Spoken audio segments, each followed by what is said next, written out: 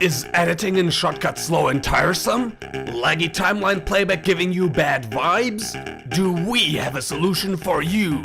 Introducing optimized editor-friendly formats. 3 different flavors that speed up Shotcut in exchange for storage space. Punch the slowness in the gut. Man up your files. Optimize today.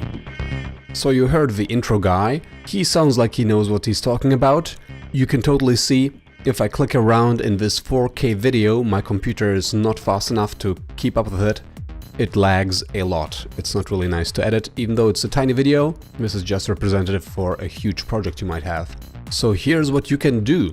You can open the Properties panel, scroll down if you need to, and there you have this little menu which you can use to press Convert to Edit Friendly. And here you have 3 options: Good, Better, Best. What this thing does, it re-encodes the video into a format that is easier for seeking, easier for an editor to use. There are 3 formats, they are described at the bottom. You got H.264, you got ProRes, and you get lossless FFV1. Now I used this little project that I have and made a test run with all 3 modes, and here you can see the results. Now as you can see, this did inflate the file size. The good MP4 or H.264 mode created a file nearly 10 times the size. The best FFV1 mode created a file about 15 times the size, and the better ProRes file is actually 30 times the file size of the original video. If we look at the encoding times, good H.264 and best FFV1 took seconds, while the better ProRes encoding did take nearly 3 minutes. Quite interesting results, so let's compare the formats and how much they improve seeking in this 4K video. I just dragged all 3 optimized files to a timeline and let the seeking begin.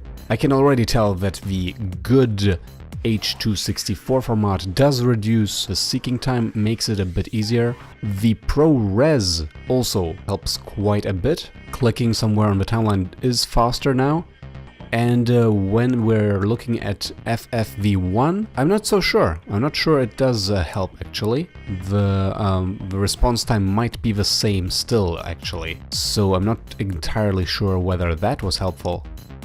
So again, ProRes very noticeably faster, FFV1 not so much. Could be that it's because I'm not using an SSD, not sure if that's the reason. So these are my results. I'm under the impression that the H.264 one helps already. ProRes is even better but really takes a lot of space. So maybe you would want to try out FFV1 if you have an SSD, but other than that I would recommend ProRes if you can afford the file size and the time rendering.